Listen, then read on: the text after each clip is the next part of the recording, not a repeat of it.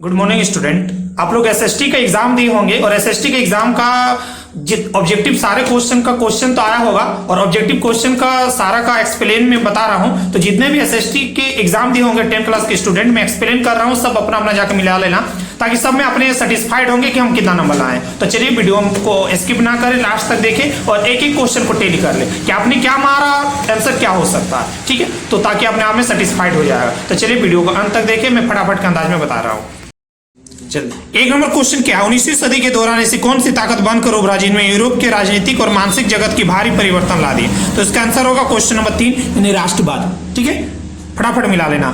2 number question, France का प्रथम विद्रोह कब हुआ था दोस्तों? तो ये हुआ था 4 नंबर जुलाई 1830 में। कब हुआ था? जुलाई 1830 में।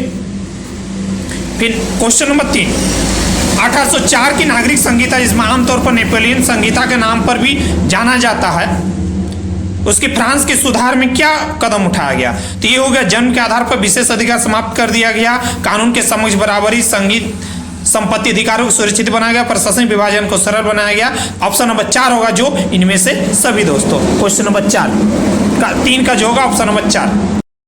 4 नंबर क्वेश्चन, 1917 के गांधी जी खेड़ा के जिले के किसानों मदद सत्याग्रह आंदोलन किया था। खेड़ा भारत किस राज्य में स्थित है? तो दोस्तों आप लोग पता होगा खेड़ा जो है वो गुजरात राज्य में स्थित है, यानी ऑप्शन नंबर 1। 5 नंबर क्वेश्चन कि साइमन कमीशन भारत क्यों आया था?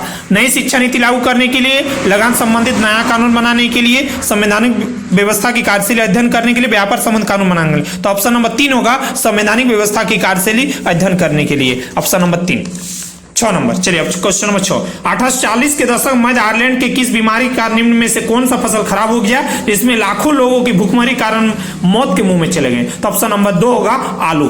क्या होगा दोस्तों? ऑप्शन नंबर 2 आलू। 7 नंबर, प्रथम विश्व युद्ध खत्म होने के केवल 2 दशक विश्व युद्ध में शुरू हो गए जिसमें एक गुट धुरी शक्तियां मुख्य रूप से नाजी जर्मनी, जापान और इटली थी। तो दूसरा खेमा जो मित्र राष्ट्रों के नाम से जाना जाता है उनमें कौन कौन सा देश था? तो दोस्तों ये पता होगा आप लोगों कि ये दोस्त था ब्रिटेन, सोवियत संघ, फ्रांस और अमेरिका, ऑप्शन नंबर 3, ठीक है। चलिए नेक्स्ट क्वेश्चन, क्वेश्चन नंबर 8।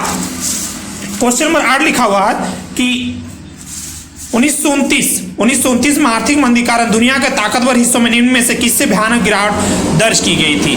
तो दोस्तों इसमें से हम एक क्वेश्चन टैली कर रहे हैं कि जितने इसमें से उत्पादन, रोजगार, आय, व्यापार और इनमें सभी, यानी जो क्वेश्चन इनमें से सभी वाला ऑप्शन है हमको लगता है सब में इनमें से सभी होगा, ऑल ऑफ दिस। देखिए अभी तक 2 क्वेश्चन हुआ, दोनों में इनमें से सभी होगा क्योंकि उत्पादन में भी कमी आई थी, रोजगार में भी कमी आई थी, आय और व्यापार में भी कमी आई थी, यानी ऑप्शन नंबर 4 होगा जो सही होगा। 9 नंबर क्वेश्चन, चलिए 9 नंबर क्वेश्चन देखते हैं। बुनकरों की कच्ची कपास की समस्या का सामना क्यों करना पड़ा था? कच्चे कपास और निर्यात की वृद्धि, कपास की फसल नष्ट हो गई थी, स्थानीय बाजार सिकुड़ गए थे, निर्यात बाजार गिर गया था। तो कच्चे कपास की निर्यात में कपास की फसल नष्ट हो गई थी, ठीक है, स्थानीय बाजार सिकुड़ गए थे, निर्यात बाजार गिर गया था। तो ऑप्शन नंबर 3 होगा, स्थानीय बाजार सिकुड़ गया था, ठीक है। क्वेश्चन नंबर 10, 19वीं सदी के दौरान 1930 ब्रिटेन के सर्वाधिक गतिशील उद्योग कौन से थे? तो दोस्तों ये होगा 10 का धातु और चीनी, कपास, चीनी और कपास धातु, कपास और पेट्रोलियम। तो ऑप्शन नंबर 3 होगा उसका भी कपास और धातु में सबसे ज्यादा गतिशील उद्योग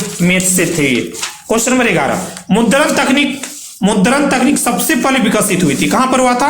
ऑप्शन नंबर 2 चीन में हुआ था। नेक्स्ट क्वेश्चन, क्वेश्चन नंबर 12, निम्न जाति आंदोलन में मराठी प्रेरणा कौन थे जिन्होंने पुस्तक गुलमरी के जाति प्रथा अत्याचार पर लिखा? ज्योतिबा फूले, राजा राममोहन राय, बंकिम चंद्र, बाल गंगाधर तिलक। तो दोस्तों इसका आंसर होगा ज्योतिबा फूले, यानी ऑप्शन नंबर ए, ठीक है। 13 नंबर क्वेश्चन क्या है दोस्तों? ये जो वीडियो है कोचिंग में इंस्टीट्यूट में ही बना रहे हैं, शायद गाड़ी का आवाज आ सकता है, ध्यान से सुनना।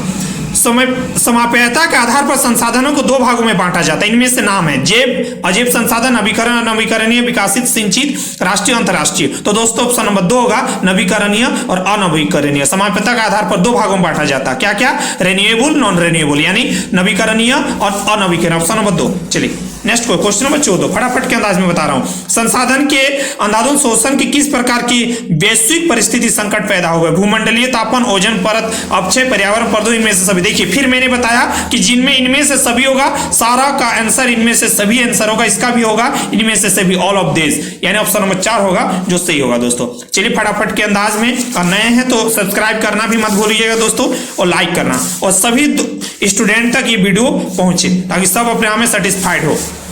क्वेश्चन नंबर 15, वनों और वन जीवन की संरक्षण करना आवश्यक है, इनमें से क्यों? इसमें से तो देखिए इसमें भी ऑप्शन नंबर 4 दिया हुआ है, मतलब ऑप्शन नंबर 4 में इनमें से सभी, ठीक है, क्योंकि परिस्थिति विविधता बनी रहेगी, जीवन साथ संसाधन जलवायु मृदा बनी रहती है, बेहतर मत आंख मूंद के कुछ करना ही नहीं है, ऑप्शन नंबर 4 मार देंगे, यानी ऑप्शन नंबर 4 जो होगा वो सही होगा। 16 नंबर देखते हैं। 16 नंबर क्या है कि वन और वन प्राणियों के संरक्षण के लिए किस प्रकार की वनों के सर्वाधिक मूल्यवान माना जाता है? अवर्गीकृत, आरक्षित वन, कांटेदार वन और रक्षित वन। तो दोस्तों ये पता होगा आरक्षित वन, क्या होगा? ऑप्शन नंबर बी जो होगा वो सही होगा, आरक्षित वन, ठीक है। चलिए क्वेश्चन नंबर 17। क्वेश्चन नंबर 17 है कि प्रचुर मात्रा में जल उपलब्ध होने के बावजूद जल किन कारणों से प्रदूषित और मानव उपयोग के लिए खतरनाक बनते जा रहे हैं?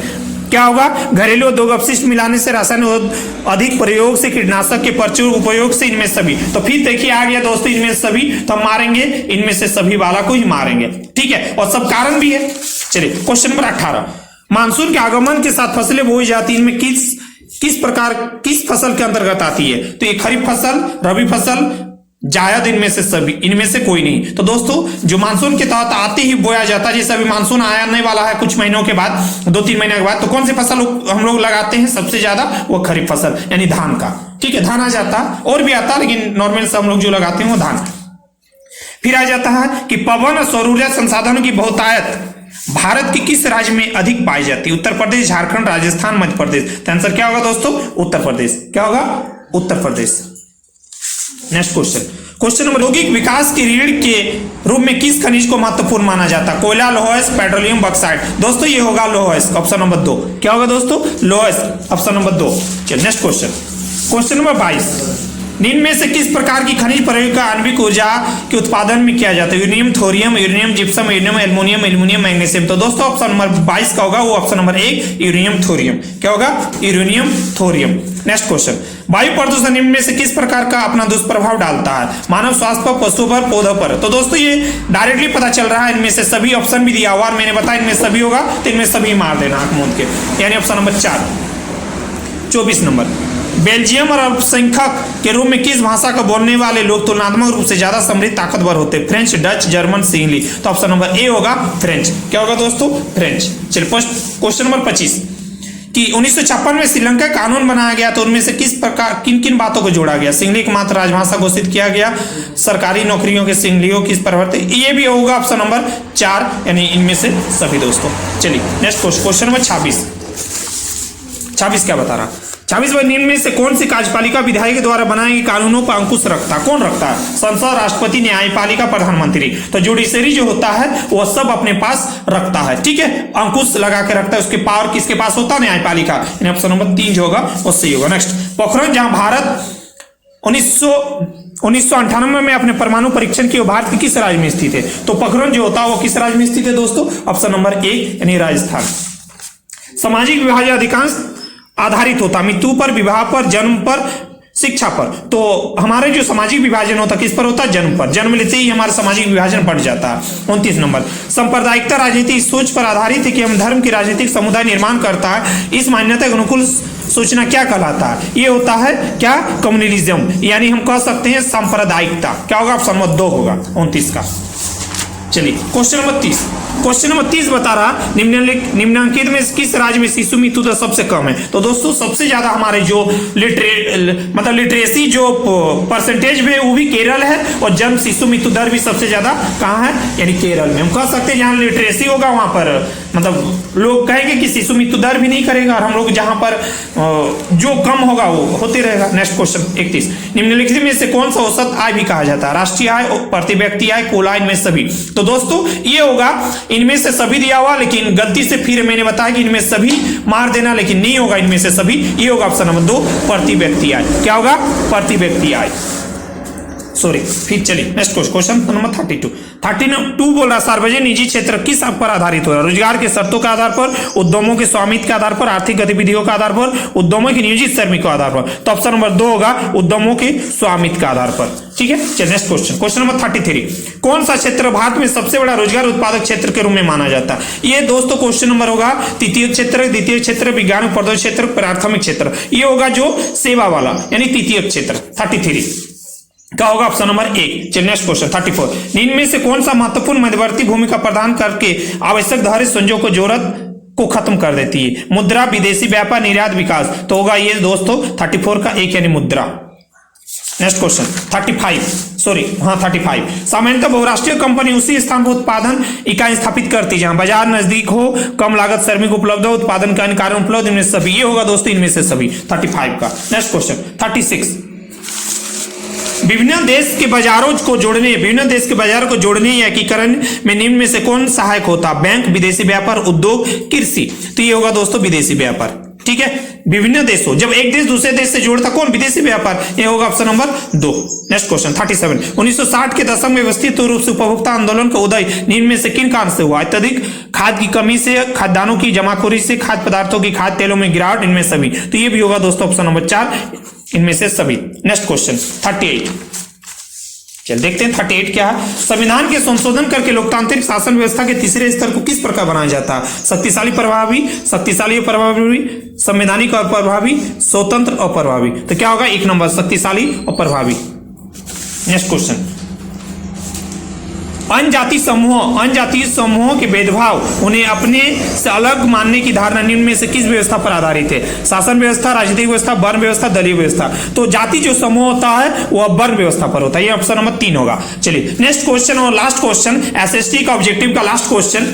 ठीक है, और सब कोई अपना अपना मिला लेना। ठीक है, कौन कितना अपने आप में सेटिस्फाइड होगा कि हम कितना नंबर लाएंगे। और सब्जेक्टिव का तो क्वेश्चन नहीं है अवेलेबल, तो ऑब्जेक्टिव जितना भी होगा सारे क्वेश्चन का मैं आंसर बताऊंगा, सारे सब्जेक्ट का। इसीलिए अगर आपने नए हैं, वीडियो में नए हैं, तो सब्सक्राइब नहीं किया, जल्दी सब्सक्राइब कर ले ताकि इस प्रकार के जितने भी ऑब्जेक्टिव क्वेश्चन होगा सबसे पहले एमसी क्लासेस में मिलेगा। तो चलिए नेक्स्ट क्वेश्चन और लास्ट क्वेश्चन है, लोकतांत्रिक व्यवस्था में हित समूह, दबाव समूह के मुख्य उपयोगिता निम्न में से क्या है? सरकार को सजग बनाए रखना, आंदोलन को सफल बनाए, राजनीतिक दलों को प्रभाव डालना, इनमें सभी। ये भी मैंने कहा अभी बार बार इस प्रकार का इनमें से सभी क्वेश्चन को लगता है 5 क्वेश्चन पूछा होगा, 5-6 क्वेश्चन। तो एक क्वेश्चन को छोड़कर सारे लगता है इनमें से सभी होगा। ये भी क्वेश्चन जो होगा इनमें से सभी होगा। ठीक है, 40 नंबर। चलिए थैंक यू, फिर मिलते हैं कोई नए सब्जेक्ट के ऑब्जेक्टिव के साथ। तब तक के लिए जय हिंद, जय भारत, थैंक यू।